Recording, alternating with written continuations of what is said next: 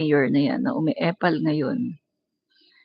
So, tingnan po natin kung sino-sino yung mga mayor na yan na ngayon ay umiepal, no? Usong-uso. Yan. Okay, mga kaibigan, no, paki-ano na rin po, no, tawag dito. Paki-share na rin po sa inyong mga newsfeed nang sa gano'n ay makapanood din po ang inyong mga kaibigan, no? Okay, share lang natin, Share ko lang sa ating newsfeed. Okay. Okay. Share lang natin sa ating newsfeed. Yan. Para makapanood din po ang ating mga kaibigan. Okay. Marami pong mayor ngayon ang umiepal, no? So meron po tayong babanggitin nito dalawa, no? Dalawang mayor na umiepal. Okay. Hello, Ark. Yan. Maraming salamat, Ark, sa iyong pag-drop by, no? So, dali guys, share lang tayo. Saglit lang to, no? Para mapanood. Yan. Isa sa aking Facebook. Yan. Shinare ko lang. Pagkatapos, share ko rin sa aking group, GC. Yan, share ko lang. Sa 2, 3, 4, 5, 6. Yan, tama na yan, no? Tama na yan. Tapos, share lang din natin sa ating messenger. Yan. At least 2 tao. Yan. Share lang natin sa messenger. Yan. Okay. So, yan na po. Na-share ko na po sa aking messenger. Yan. So, eto na nga mga kaibigan. Meron pong usong-uso po ngayon ang mga mayors na umiepal. No? Usong-uso ang mga mayor na umiepal. Yan. So, una mga kaibigan, nabanggit na natin kanina, no, yung pag-epal ni Mayor Magalong ng Baguio, no? So, ngayon naman mga kaibigan, kung titignan natin, sabi ko nga kanina, 'di ba, guys, wala naman akong problem kay sandali, sandali, tingnan natin, parang maingay, baka maingay po ba yung background? Tingnan natin, kung maingay.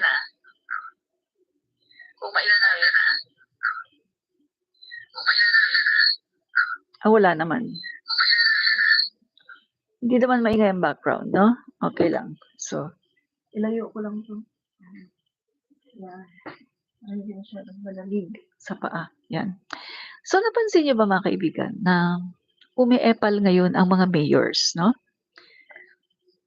Eto, napansin ko parang merong parang merong pattern at parang sa tingin ko lang, parang merong nagkukumpas sa mga mayor na ito, no?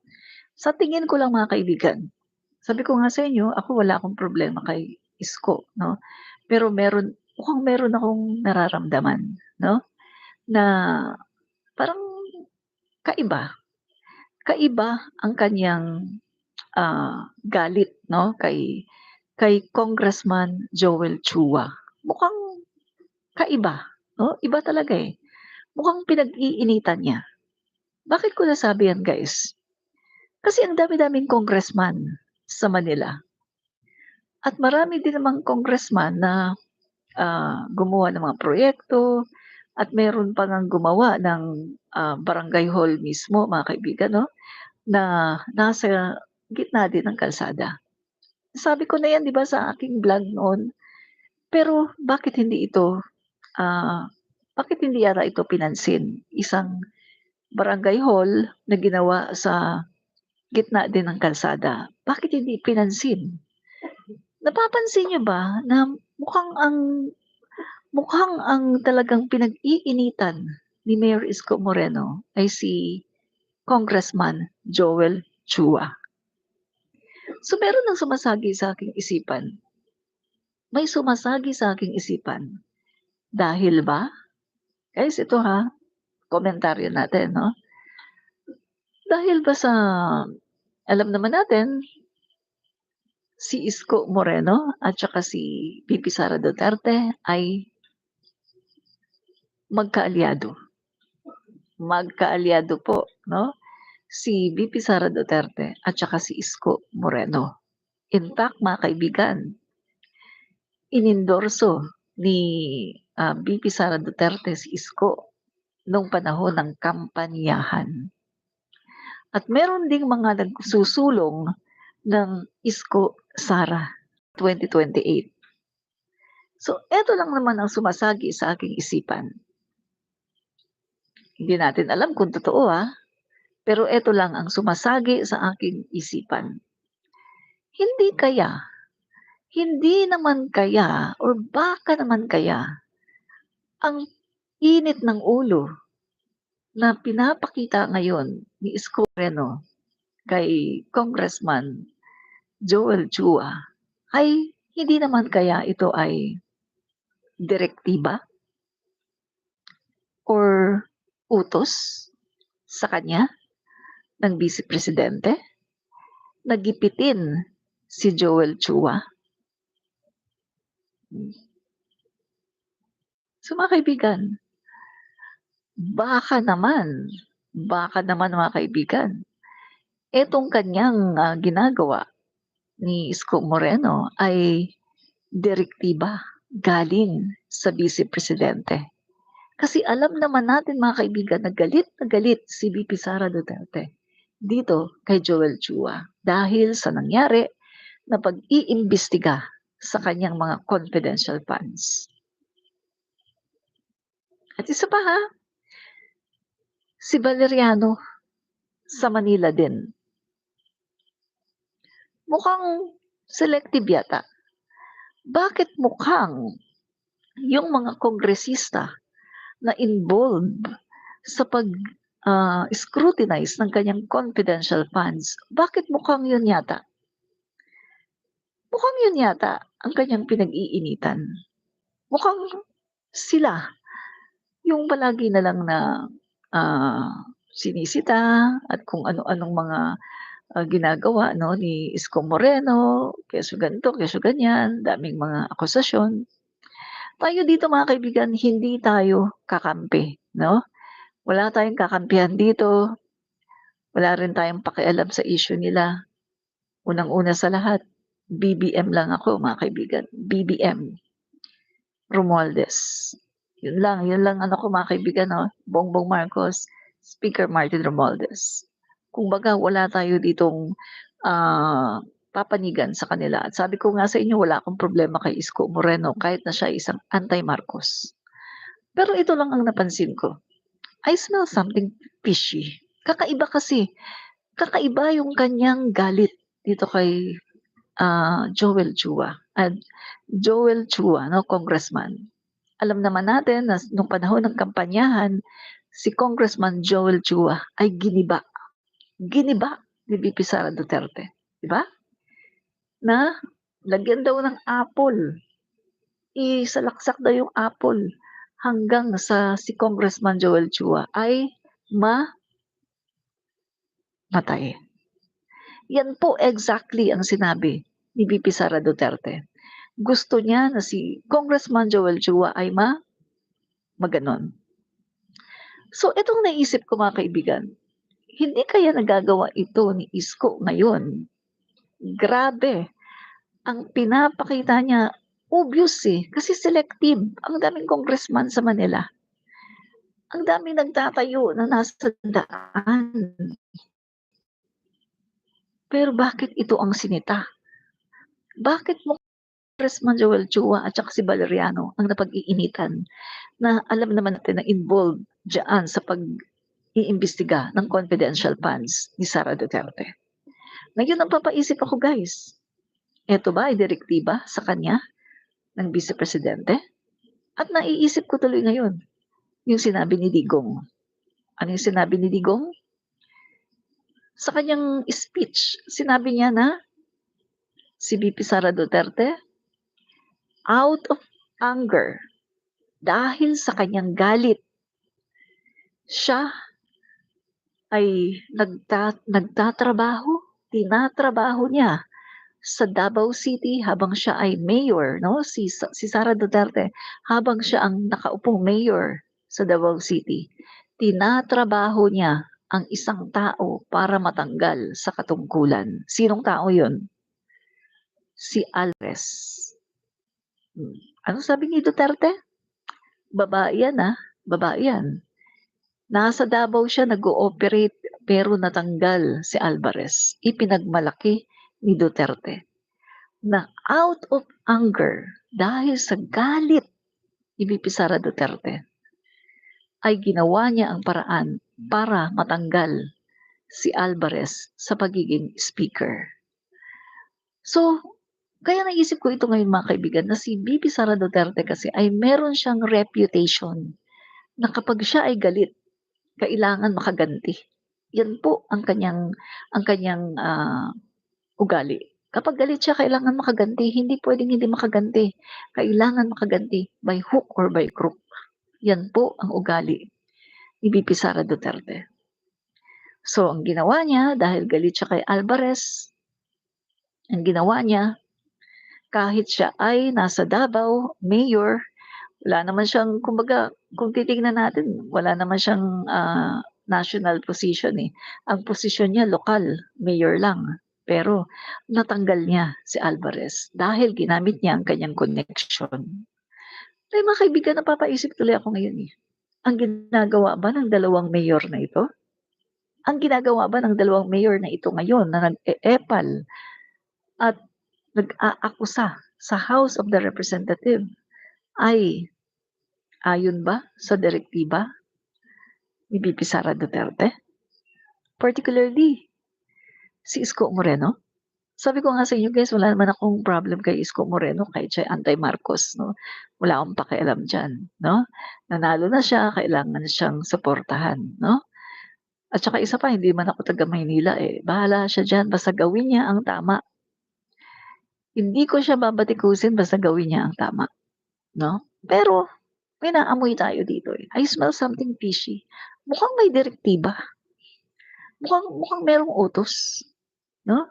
Nanggaling sa Vice Presidente. Kasi bakit ganun? Bakit ganun ka-intense ang galit na ipinapakita ni Isko Moreno kay Joel Chua? Okay lang sanang punahin niya. Punahin niya lahat. Hindi yung selective. Kung pupunahin niya yung mga proyekto na ito ni Joel Chua, punahin niya lahat. At isa pa mga kaibigan natatandaan ko eh.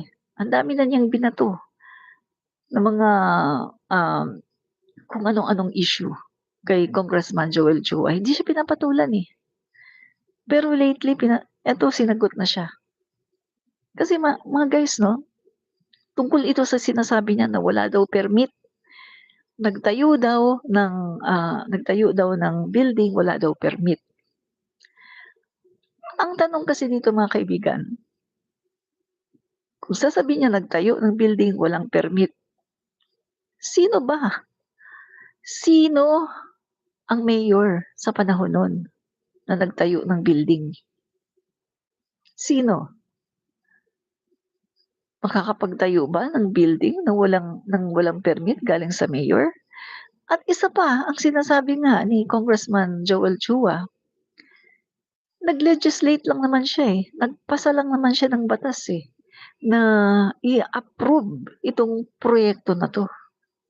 Pero ang nag-implement nun ay ang national government, ang DPWH.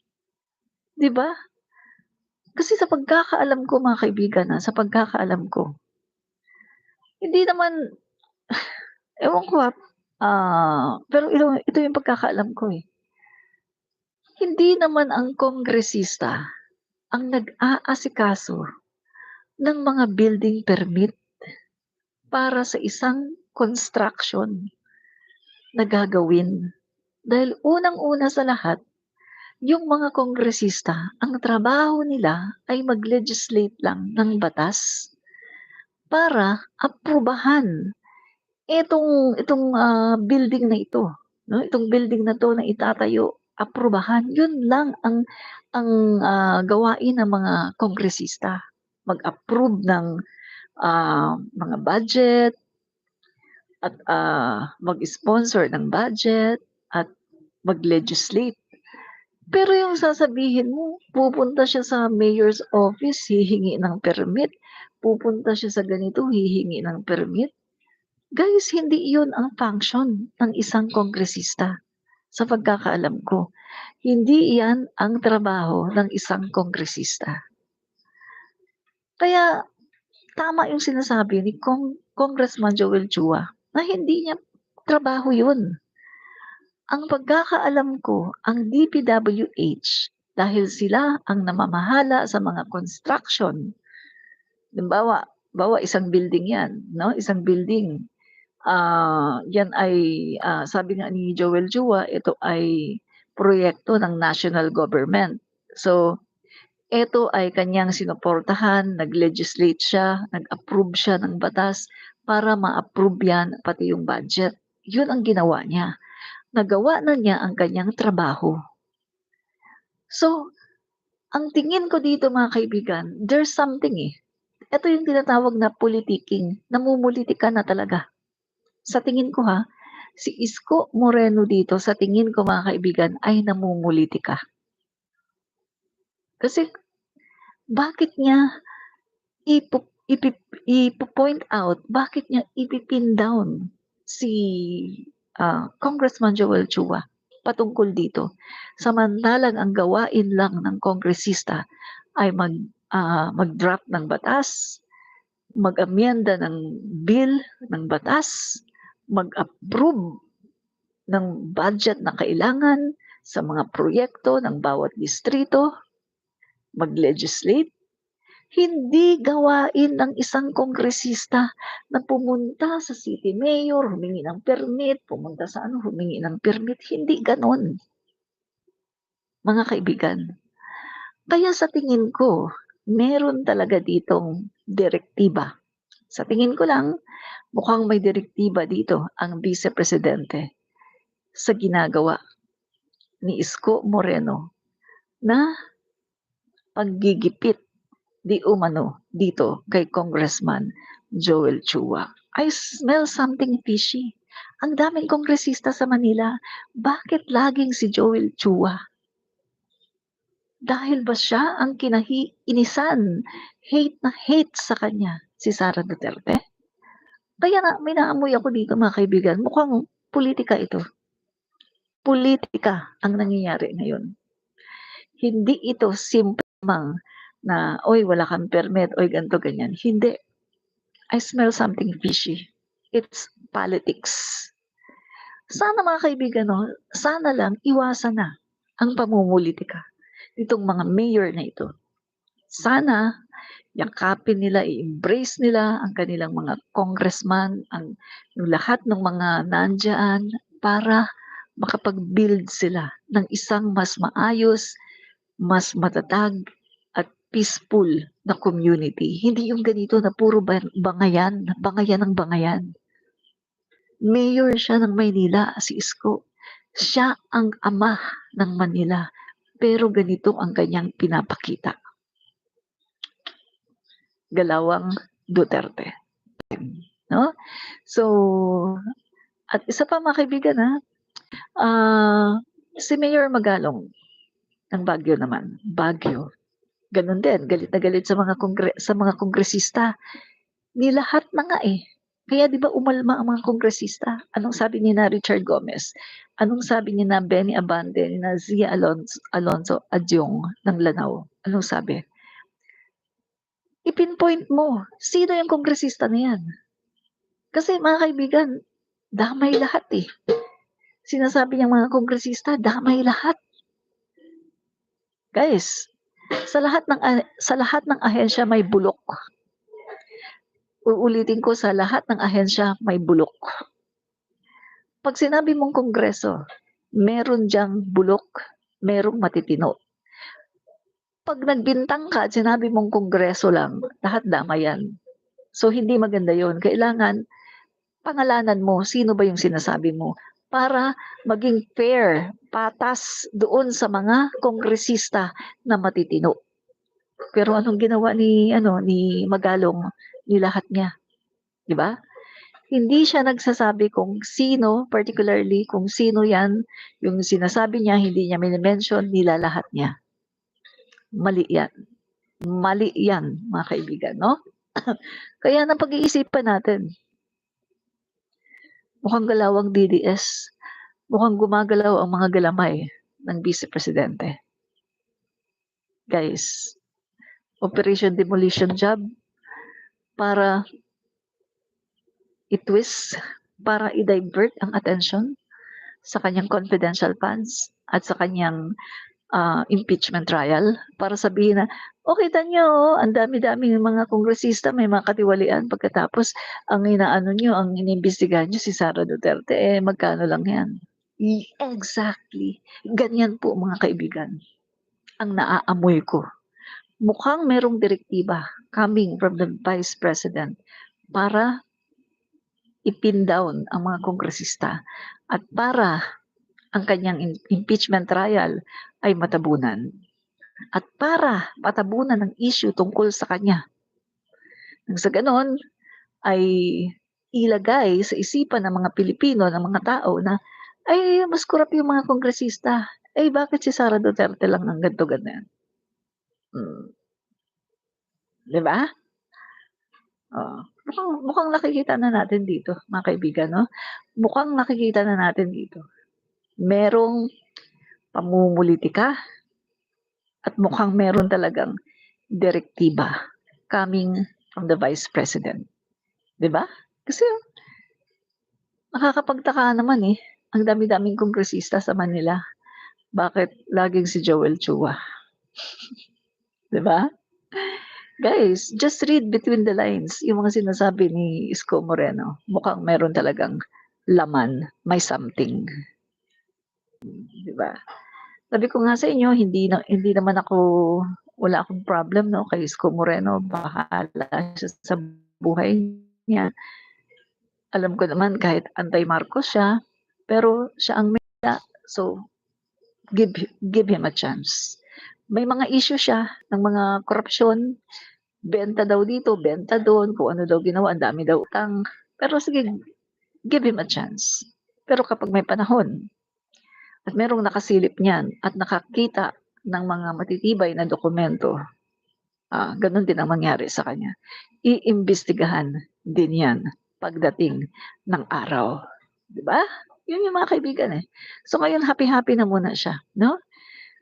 Pero ito lang masasabi ko sa kanya, wag lang siya masyadong sumobra kasi lahat ng gagawin mo sa kapwa mo, babalik sa'yo.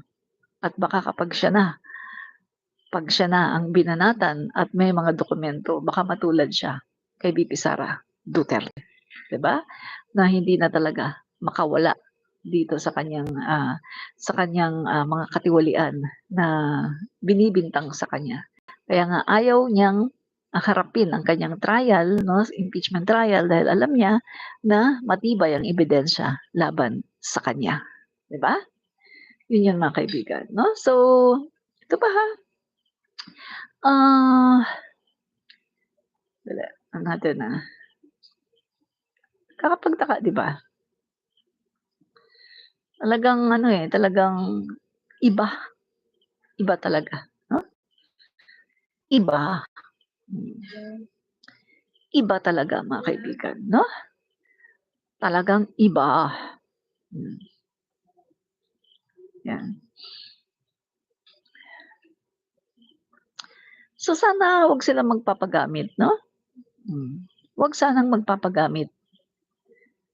Sabi ko nga sa inyo, mga kaibigan, kilalang kilala si Vice Presidente Sara Duterte na mapaghiganti at gagawin niya ang lahat ng paraan para makaganti siya.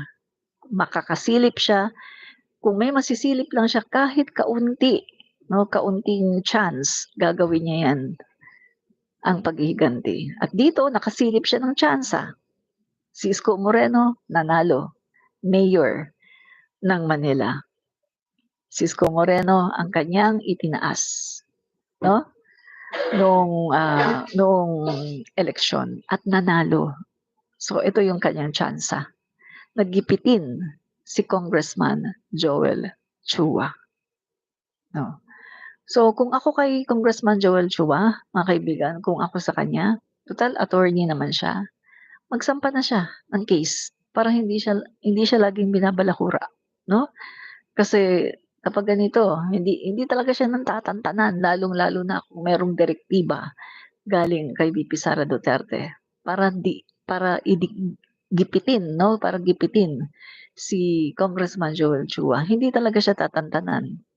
Kaya kung ako sa kanya, magsampa na siya ng kaso laban kay Isko Moreno, laban sa mga sinasabi ni Isko na mga panggigipit sa kanya, no? Pwede niya yang kasuhan, mga kaibigan, no? Abuse of power, mga kaibigan, pang-aabuso sa kapangyarihan. Pwede niyang kasuhan yan, no? Kasi mukhang ano eh, mukhang panggigipit talaga ang ginawa sa kanya. So,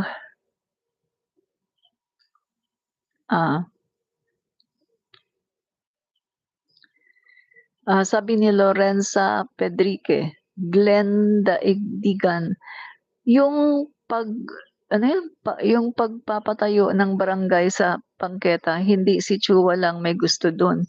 Pinag-usapan niya ng barangay captain at nanghihingi ng barangay hall. Isipin mo na lang na hindi siya. Yun nga ang pagkakaalam ko din eh, na yung mga tao